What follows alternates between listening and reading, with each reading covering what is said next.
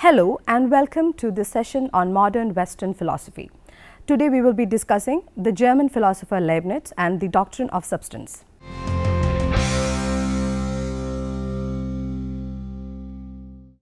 What is the basic substance of this universe is one of the fundamental questions of philosophy. Metaphysics, especially ontology, is the branch of philosophy which discusses this issue. The term substance comes from the Latin root sub, which means under, and stare, which means stand. So, substance literally means that which stands under. There are many disputes concerning the idea behind this term. The substance of a thing may be its essence or that which makes it what it is.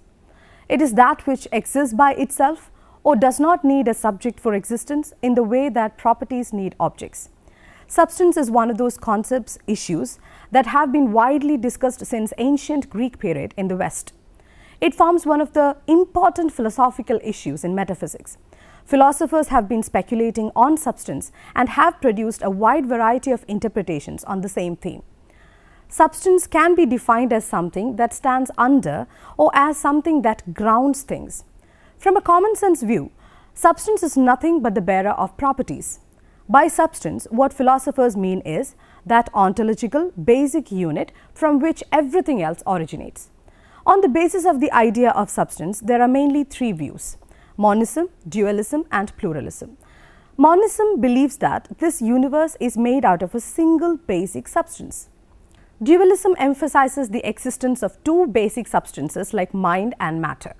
Pluralism put forward the idea that this world is a product of innumerable substances. Speculations on substance can be traced in the ancient Greek philosophy itself. While for Thales, the basic stuff is water, it is a form of air for Anaximenes. Anaximander puts forth the idea that the ultimate substance is an indeterminate stuff. For Atomus, it was nothing but atoms from which everything else originated. In Categories, his work, Aristotle introduced the idea of primary substance, secondary substance and other predictables. But in his work Metaphysics, he explained substance in terms of form and matter. Substance is a composite of form and matter according to Aristotle. Coming to ancient Indian philosophy, the Vedas and the Upanishads, they believe in Panchabhutas. The universe is made out of 5 elements, namely earth, water, fire, air and ether. Charvaka rejects ether and they believed in Chaturbhutas or 4 elements. Vaisheshika and Jainism believe in innumerable atoms. Sankhya school believed in dualism, that is, that the main substances are Prakriti and Purusha. Though substance remained a matter of discussion in medieval period also, it was rationalists and empiricists who made speculations on substance that directly led to the contemporary debates on this matter. The rationalists and empiricists approached the notion of substance with their contrasting views. Rationalists never maintained substance as individual objects of day-to-day life. For Descartes, there are two substances, mind and body. The main attribute of the mind is thought and the body is extension. He said that the body cannot think and the mind cannot extend. For Spinoza, if substance is that which need nothing other than itself to exist, it is definitely God.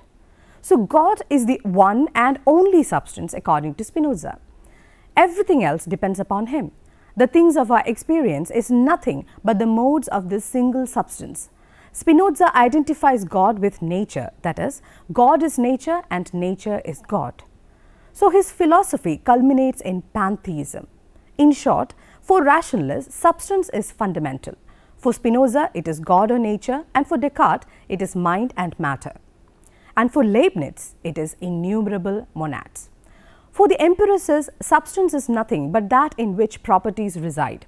The following is the exposition of Leibniz's view of substance, since it forms one of those accounts in Western philosophy generally and particularly in rationalism. Let's look a little bit about rationalism now. Rationalism is a 17th century philosophical position that asserts the role of reason as the main source as well as the test of knowledge. Reason is taken into consideration for receiving and justifying knowledge. Here, the criterion of truth is not experience but reason. So, rationalists believe that knowledge is innate. It relies on the idea that reality has a rational structure, in that all aspects of it can be grasped through mathematical and logical principles. So it emphasizes the supremacy of reason over experience. The rationalists considered knowledge as a priori or before experience.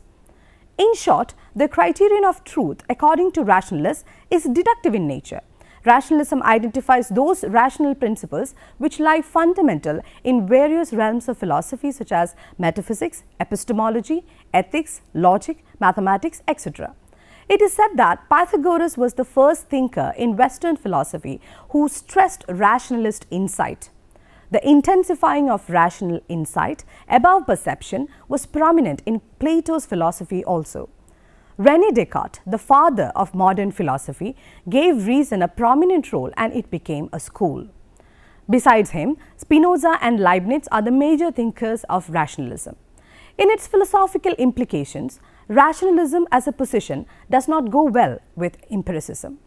But it should also be noted that in its broad sense, rationalism and empiricism cannot be considered mutually exclusive.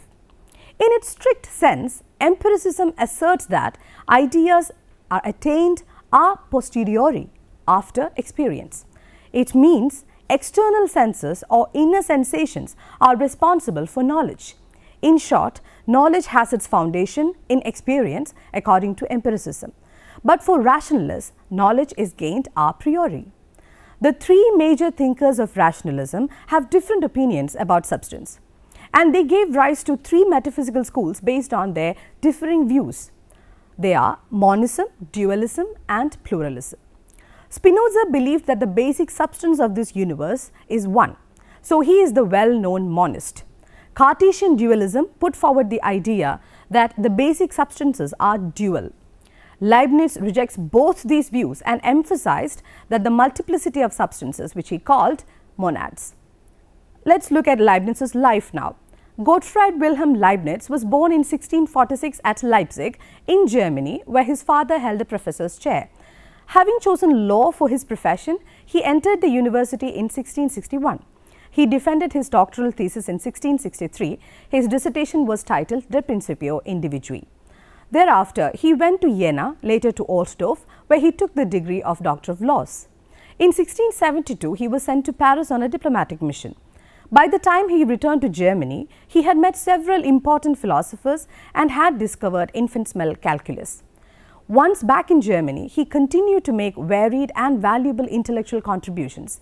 He made calculating machines, drew up plans for the development of a universal encyclopedia that would contain everything that was thus far known, wrote Latin poetry, funded alchemical research, and undertook studies on the origin of languages. During his life, he made original contributions to physics, mathematics, logic, geology, law, politics, economics, and linguistic philosophy. Leibniz's eventful life finally came to an end in Hanover on 14th November 1716. He is one of the 17th century German rationalists who contributed to the realm of philosophy in general and Western philosophy in particular with his philosophical speculations. His contributions to the field of mathematics, physics, ethics, logic, and theology are remarkable. He is considered as the polymath of the greatest genius that ever lived, second only to Aristotle. It is because of these contributions that Leibniz occupies a prominent place in the history of philosophy and also in the history of mathematics.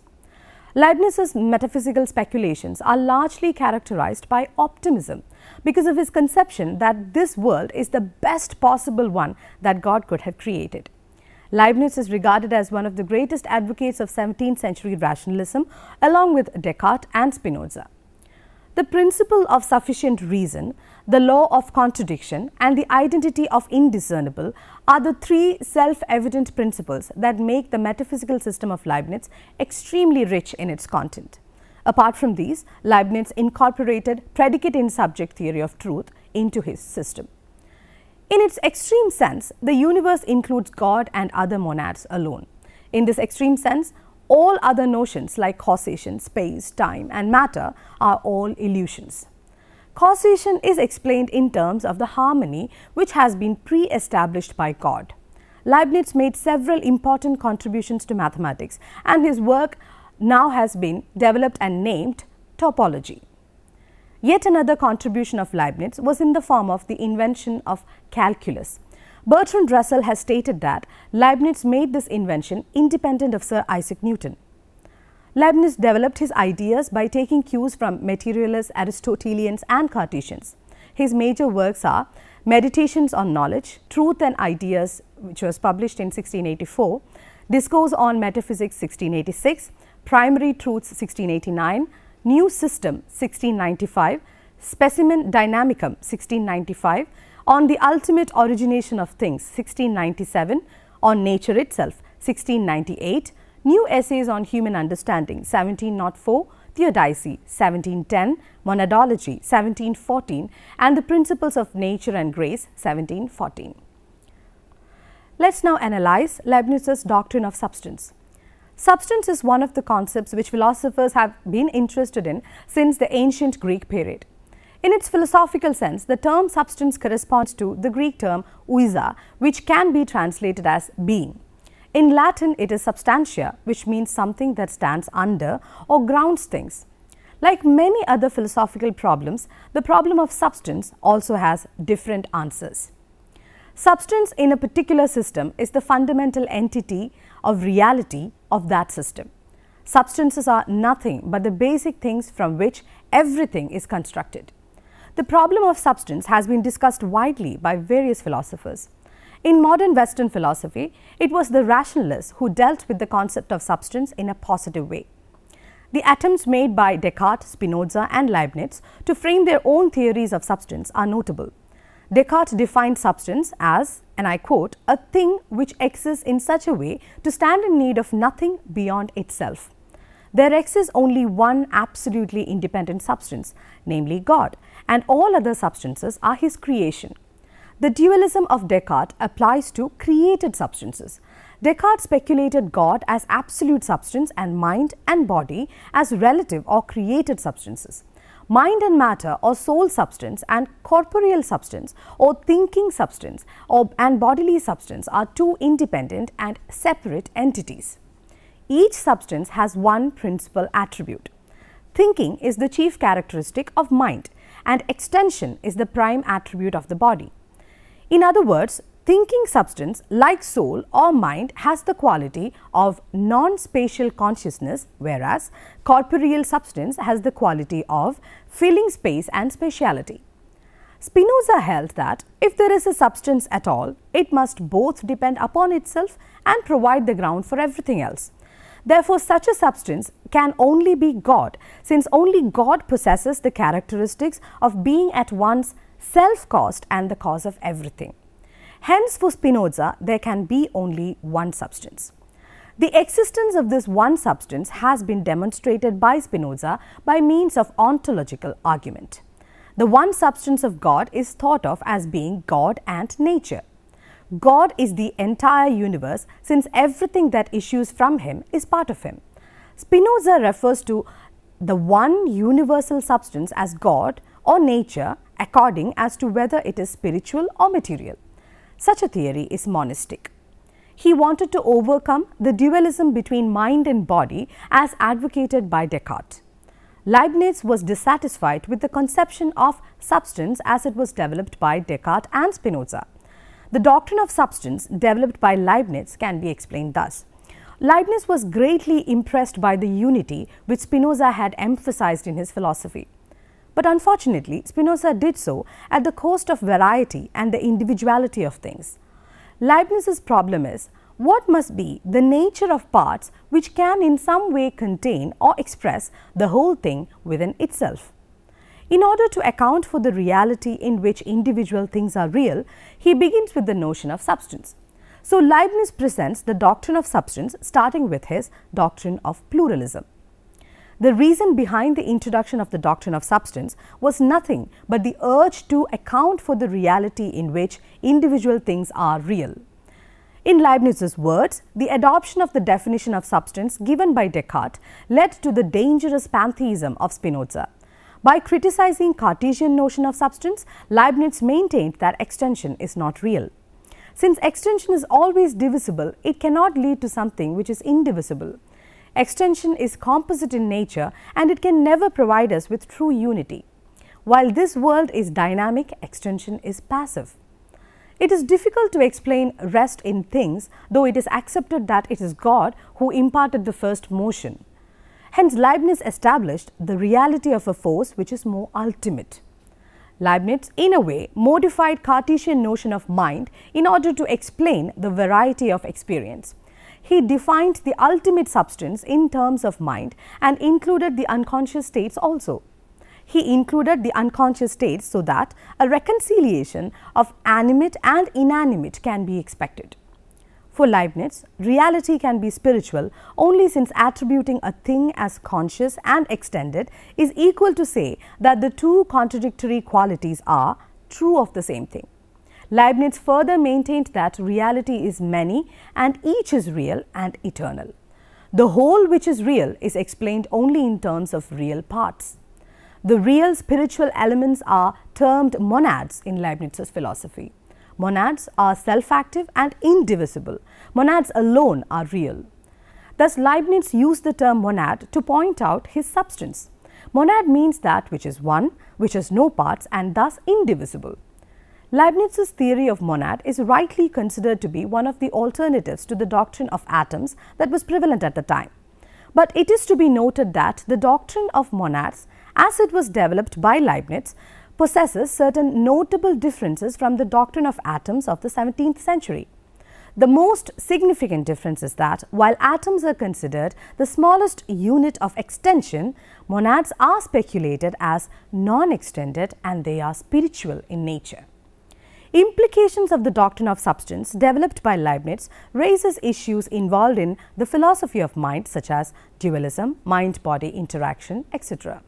Materialism, in its strictest sense, asserts the view that material things alone exist. In its application to philosophy of mind, materialism holds that mental states are identical to physical states. He rejected both materialism and dualism and speculated on mind and body in his own peculiar way. The primary reason behind the rejection of materialism is nothing but his conception that perception cannot be given mechanical explanations. Leibniz rejected the bifurcation between extended material substance and unextended thinking substance. He developed his arguments against Cartesian dualism from his rejection of extended material substance. In Leibniz's conception, material bodies are nothing but aggregates. An aggregate can never be a substance since it lacks unity.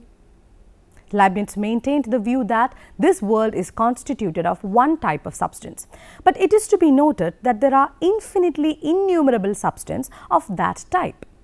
While some of these substances are endowed with thought and consciousness, others are not endowed with these. So, in Leibniz's view, the real element must be spiritual, and these spiritual units are nothing but monads. There are innumerable monads, but each monad is as real as the single substance of Spinoza. The monads are eternal and can be destroyed only by the miracle of God. Monad has no parts, so it is indivisible. It is self-contained and exclusive of everything else. Each monad is considered as the world in miniature, a macrocosm in a microcosm. It contains within itself the possibility of everything which happens to it. Each monad mirrors the world. Every activity is reflected either in vague or in clear form according to the nature of the monad. Being a self-contained unit, it excludes all other monads. Each monad is a world apart, all by itself. It is windowless, nothing can come in or go out. No two monads are alike. This is Leibniz's principle of identity of the discernibles. The monads are in a hierarchical order of existence. Monads, being spiritual, have two important characteristics, perception and appetition. It is with the perception that monads mirror the whole infinity of existence. If a monad is more developed, then it will have relatively clear perception. The less developed monads can have only a confused perception. Different degrees of perception may be present in the same monad according to its stage of development.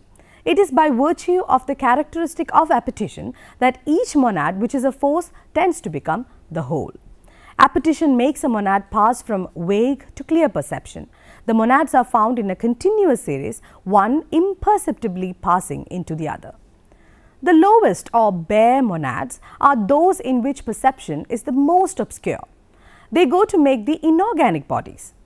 They are scarcely more than centers of forces, and they express themselves in the form of motion which appears to us purely mechanical. They may be said to be in deep sleep. Then there are conscious monads endowed with memory. These may be called souls. They build the plant and the animal world. The highest monads are called spirits, having reason and universal necessary knowledge. They are raised to the knowledge of the self as well as of God. The difference between monad is one of degree. In the bare monads, the force appears in the form of mechanical movement. In the animal, appetition is expressed in the form of instincts, and in the spirits, the force is found in the form of self-consciousness, desire and will. In this hierarchical order, the higher includes the lower. Self-consciousness emerges out of consciousness and includes certain perceptions which remain obscure. In order to explain the interrelated nature of things, Leibniz introduced the doctrine of pre-established harmony. Every monad is independent of other monads, but they are synchronized by God. It does not mean that a monad affects another. The concept of pre-established harmony was explained by Leibniz with the example of two clocks which strike at the same time because each keeps perfect time. Leibniz has an infinite number of clocks, all arranged by the Creator to strike at the same instant, not because they affect each other, but because each is a perfectly accurate mechanism.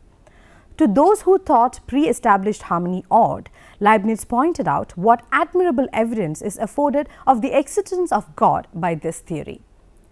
To summarize, Leibniz's concept of substance has a very important role in philosophy, particularly in metaphysics. His ontology could expose the limitation of Cartesian dualism and monism of Spinoza. He is one of the major proponents of pluralism and atomism. According to him, the real substance of this universe are innumerable atoms of forces. He called these spiritual atoms monads. Monads are eternal, self-contained and windowless.